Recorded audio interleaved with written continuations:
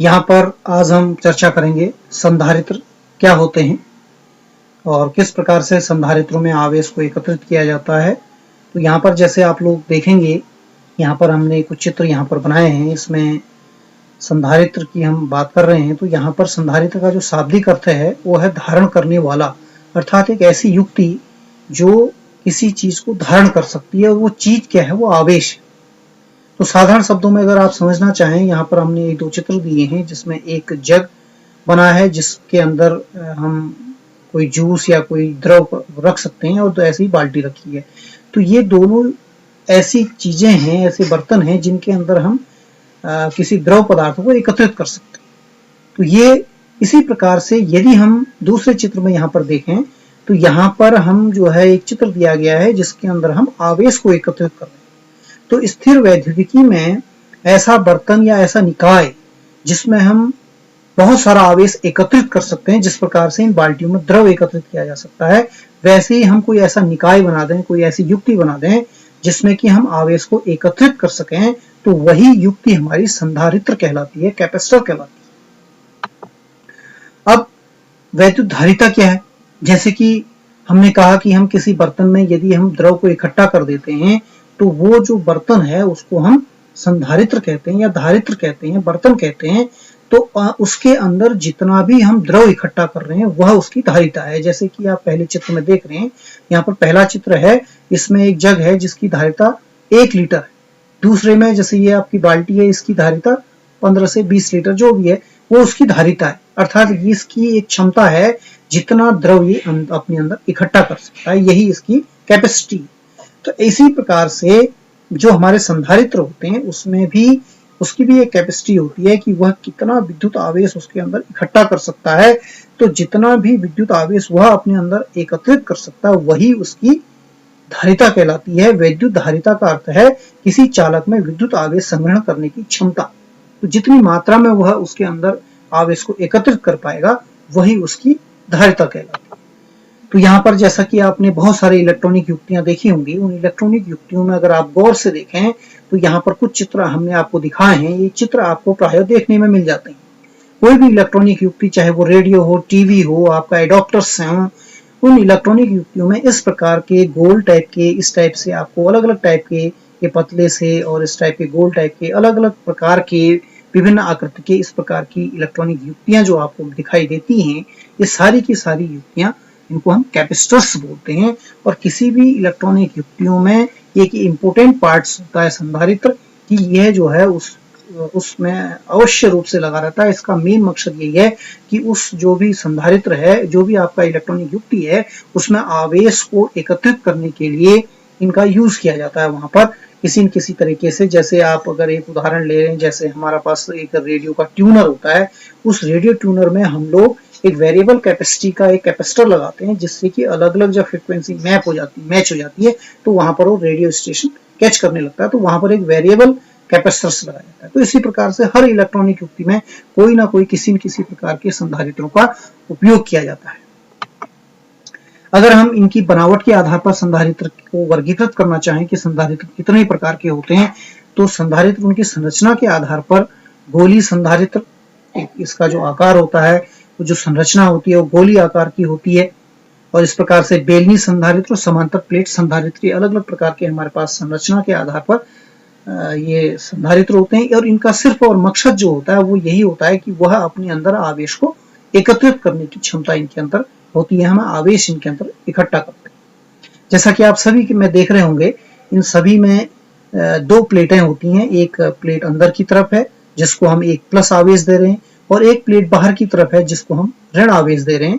चाहे वो गोली संधारित्र हो, बेलनी संधारित्र में भी इसी प्रकार से आप देख रहे होंगे, भीतर का जो ब्लू पार्ट है इसमें हम प्लस आवेश दे रहे हैं, और जो बाहर का जो है उसको हम ऋण आवेश दे रहे हैं। और इसी प्रकार से समांतर प्लेट संधारित्र में आप देखेंगे एक प्लेट को प्लस आवेश है और दूसरी प्लेट को माइनस आवेश है। तो इन दोनों में 2 प्लेटें होती हैं और दोनों में बराबर और विपरीत आवेश दिया जाता है। तो इस प्रकार से दोनों के बीच में एक पोटेंशियल डिफरेंस, एक विभवांतर पैदा हो जाता है, और इस विभवांतर के कारण उसके अंदर हम आवेश जो है एकत्रित कर सकते हैं। तो जैसे वैद्युत धारिता क्या होती है, उसकी परिभाषा क्या होती है, किस प्रकार से हम इसको परिभाषित करेंगे, तो यहाँ हम लोग देखेंगे। जब किसी चालक को आवेश दिया जाता है तो उसका वैद्युत विभव आवेश के अनुपात में बढ़ता है, जैसा कि हमने प्राय देखा भी होगा, अर्थात Q अनुक्रमानुपाती V हो जाता है। यदि हम किसी चालक को Q आवेश दें तो जैसे जैसे हम आवेश देंगे उसके विभव में वृद्धि होती जाएगी। उसका कारण क्या है कि यदि हम विभव किसी आवेश को अनंत से लाते हैं तो अनंत से लाने में हमें उसको क्या करना पड़ता है, जितना आवेश हम अनंत से उसके ऊपर लाएंगे उतना हमें ज्यादा कार्य करना पड़ेगा, और जितना ज्यादा हम कार्य करेंगे वह कार्य उसके विभव को वृद्धि कर देता है, जैसे कि हम पहले पढ़ चुके हैं। तो इस प्रकार से हम ये कह सकते हैं कि जो आवेश है वह विभव के अनुक्रमानुपाती अर्थात Q अनुक्रमानुपाती V। तो इस प्रकार से हम देखेंगे, यदि हम इस अनुक्रमानुपाती चिन्ह के द्वारा इसको हटाएं तो ये कह सकते हैं Q is equal to CV। तो यहाँ पर जो C है वो क्या है, यहाँ पर C, तो C एक अनुक्रमानुपाती नियतांक है जिसे हम जानते हैं, और C एक ऐसी चीज है जो कि किसी माध्यम पर निर्भर करती है। वो C क्या है, और C को हम वैद्युत धारिता कहते हैं कि ये जो है किसी भी आवेश, जो हम आवेश किसी को दे रहे हैं, जो हम संधारित्र दे रहे हैं, उसकी धारिता, हम इसकी धारिता बोलते हैं। और इसको C इज इक्वल टू, अगर हम इसको दोबारा से इसको हम परिभाषित करें तो C is equal to Q upon V करके इसको परिभाषित किया जा सकता है, अर्थात किसी संधारित्र को दिए गए आवेश तथा संधारित्र की प्लेटों के बीच के विभवांतर के अनुपात को ही संधारित्र की धारिता कहा जाता है। तो यहाँ पर जैसे अगर हम बात करें कि पिछले उसमें हमने देखा कि C is equal to Q upon V होता है, तो उसकी मात्रक क्या होगा, तो जैसे कि हम जानते हैं कि C अपॉन V में जो C जो संधारित्र की कैपेसिटी है उसका जो मात्रक है वो कूलाम है आवेश का, और जो वोल्ट विभवांतर है उसका मात्रक वोल्ट है। तो इस प्रकार से इसका जो मात्रक हो जाएगा कूलाम प्रति वोल्ट C अपॉन V, या इसको हम ऐसा ही मात्रक में फैरेड भी कहते हैं, जिसको कैपिटल F के द्वारा लिखा जा सकता है, अर्थात विद्युत धारिता का जो मात्रक है वो फैरेड है। तो 1 farad is equal to 1 coulomb upon 1 volt. अगर हम 1 फैरेड की परिभाषा करें कि 1 फैरेड कितना होगा, तो ये कहा जा सकता है कि यदि किसी संधारित्र की प्लेटों के बीच का जो विभवांतर है वो 1 वोल्ट है, और उसको हम दिया गया जो टोटल आवेश है वो 1 कूलाम है, तो उस संधारित्र की धारिता 1 फैरेड होगी। 1 फैरेड अपने आप में बहुत बड़ा मात्रक होता है, क्योंकि 1 कूलाम अपने आप में बहुत बड़ा मात्रक है, जैसे हम पहले बता चुके हैं।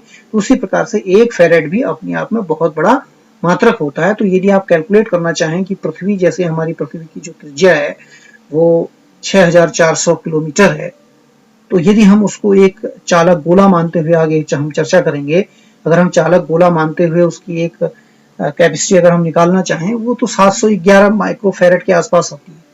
तो एक फैरेड जो है अपने आप में बहुत बड़ी राशि, बहुत बड़ा एक मात्रक है, जिसको हम देखें तो इसके छोटे मात्रकों की कल्पना की जाती है, जैसे कि जो एक माइक्रोफैरेड जो कि 10⁻⁻6 फैरेड के बराबर होता है। इसी प्रकार से एक नैनो फैरेड जो कि 10⁻⁹ फैरेड के इक्वल होता है, और एक पिको फैरेड जो कि 10⁻12 फैरेड के इक्वल होता है।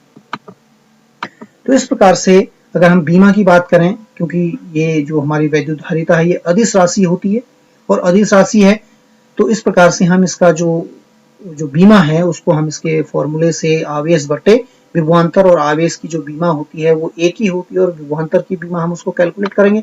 तो दोनों की अगर बीमाओं को अगर हम कंबाइन करें तो इस प्रकार से जो वैद्युत धारिता की जो बीमा होती है वो m-1 L-2 T⁴ इसकी बीमा ये हम कैलकुलेट कर सकते हैं।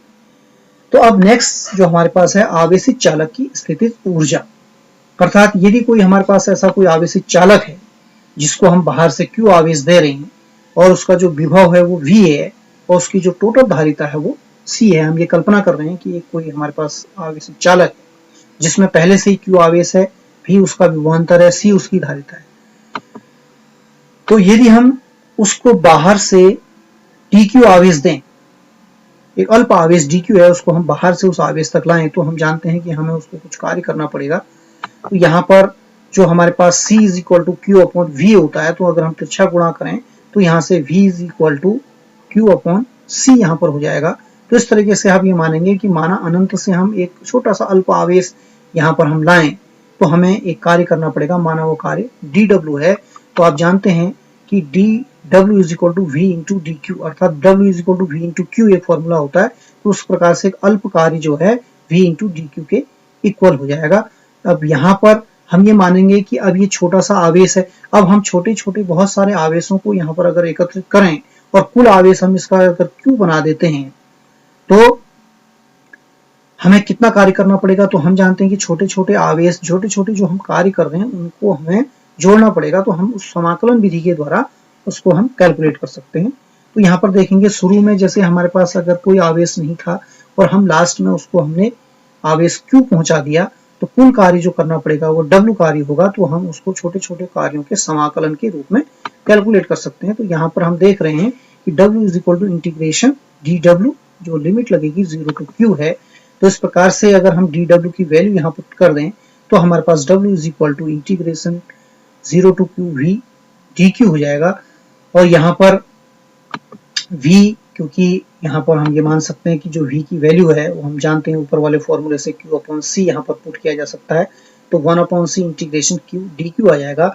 और इंटीग्रेशन के फॉर्मूले से Q dQ को अगर हम इंटीग्रेट करें तो Q स्क्वायर अपॉन 2 हो जाता है, और उसकी लिमिट लगाने के बाद हम देखेंगे जो हमारे पास फॉर्मूला बनेगा वो जाएगा W is equal to half Q square upon C।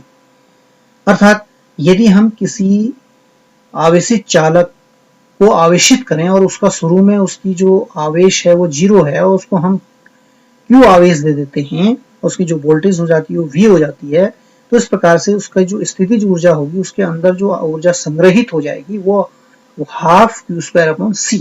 तो इसी को हम, क्योंकि Q is equal to C भी होता है, तो उसके फॉर्मूले के द्वारा ऊपर के फॉर्मूले से हम इसको W is equal to half CV square भी लिख सकते हैं, और इसी तरह W is equal to half Q भी लिखा जा सकता है। तो इस प्रकार से आवेशित चालक की स्थितिज ऊर्जा half CV square, half Q square upon C, half QV, इन तीनों का उपयोग किसी भी कोई भी आंकिक जो प्रश्न होते हैं उनको हल करने में कर सकते हैं। अब नेक्स्ट जो हमारे पास है उसकी जो आवेशित चालक है W is equal to half QV, हमारे पास ये फॉर्मूला है। तो इस फॉर्मूले के आधार पर यदि हम ग्राफ खींचें तो ऊपर की ओर हमने आवेश दिखा रखा है और क्षैतिज में वोल्टेज दिखा रखी है, तो आप देखेंगे W is equal to half QV है, अर्थात जो हमारे पास Q और V में है वो जो रिलेशन है Q अनुक्रमानुपाती V होता है। तो यहाँ पर यदि हम इसका ग्राफ खींचे तो एक सीधी रेखा हमें प्राप्त होगी, जहां पर जो सीधी रेखा का जो स्लोप है वो यहाँ पर देखेंगे, जो त्रिभुज आपको यहाँ ब्लू उस कलर में दिख रहा है, ये आधार, ये क्षेत्रफल है, जो त्रिभुज का क्षेत्रफल हो 1/2 आधार गुणा क्षेत्रफल, अर्थात W is equal to 1/2 Q into V। अर्थात जो यहाँ पर त्रिभुज का क्षेत्रफल दिखा रहा है वह किसी भी आवेशित चालक में स्थितिज ऊर्जा को निरूपित करेगा। और इसी प्रकार से जो आपकी रेखा है उसका जो ढाल है, जो स्लोप है, वो Q अपॉन V होगा, तो वो जो है वैद्युत धारिता को प्रदर्शित करे। अब इसके बाद नेक्स्ट हमारे पास है विलगित गोली चालक की धारिता, अर्थात अगर विलगित गोली चालक का मतलब एक ऐसा गोली चालक है जो पृथक है, वो किसी से जुड़ा हुआ नहीं है, तो इस प्रकार के गोली चालक को हम विलगित गोली चालक कहते हैं। और उसकी धारिता अगर हम कैलकुलेट करना चाहें तो यहाँ पर जैसा आप लोग देख रहे हैं यहाँ पर एक चालक गोला है जिसको हमने Q आवेश दिया है और जिसकी त्रिज्या A है। तो हम जानते हैं कि जो इसका विभव है वो V, जो कि एक आवेशित चालक को हम Q आवेश देते हैं तो पूर्व में हम पढ़ चुके हैं, तो V is equal to 1/4πε Q upon A, ये हमारे पास आवेशित चालक की विभव हो जाएगा। अब चूंकि इसकी धारिता का जो हमारे पास सूत्र है वो C is equal to Q upon V हमारे पास धारिता का सूत्र होता है, और V की वैल्यू हम ऑलरेडी इसको ऊपर बता चुके हैं। तो इस प्रकार से जो हमारे पास C की जो वैल्यू आएगी Q upon 1/4πε Q upon A, Q से Q जिस प्रकार से कैंसिल हो जाएगा, तो इस प्रकार से हम कह सकते हैं जो C इज इक्वल टू जो फॉर्मूला आता है 4πε0 A आता है। और इस तरीके से अगर हम देखें, अगर हम इस गोली चालक को के बाहर कोई एक हम यहाँ पर एक आवेशित जो संधारित्र कोई माध्यम रख दें जिसका परावैद्युतांक K है, तो ये आप देखेंगे कि C is equal to 4πε0 K 4πKε0 A, इस फॉर्मूले में K इंट्रोड्यूस हो जाएगा। तो इस प्रकार से जहां पर जो K है वो परावैद्युत नियतांक है। तो इस प्रकार से जो विलगित गोली चालक है उसकी धारिता C is equal to 4πε0 A यहाँ पर आ जाएगी।